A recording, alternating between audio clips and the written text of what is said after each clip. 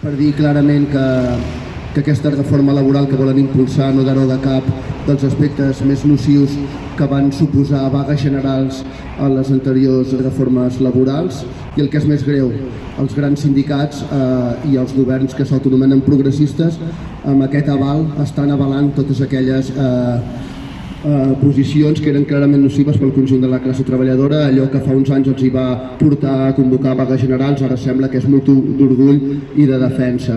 En segon lloc, dir que aquesta reforma laboral no canvia el marc de relacions laborals i que a més engega un procés d'estatalització de la negociació col·lectiva, cosa que pensem que també és especialment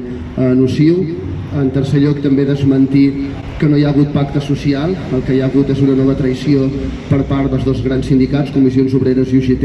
al conjunt de la classe treballadora, sumat a la celebració de les patronals i la COE per haver aconseguit mantenir aquest marc de relacions que clarament els afavoreix. En aquest sentit pensem que és una nova oportunitat perduda i que a més el que segur que està clar és que sempre que els que s'autonomenen d'esquerres o que volen representar la classe treballadora acaben fent polítiques de dretes, qui sempre acaba guanyant és la dreta. Per tot això nosaltres també cridem a manifestar-nos aquest 29 de gener, a Lleida, a Tarragona, a Barcelona, a Sabadell i a tots els llocs on convoquem, i també cridem al conjunt de la classe treballadora a venir el dia 3 de febrer a concentrar-se davant de Foment del Treball.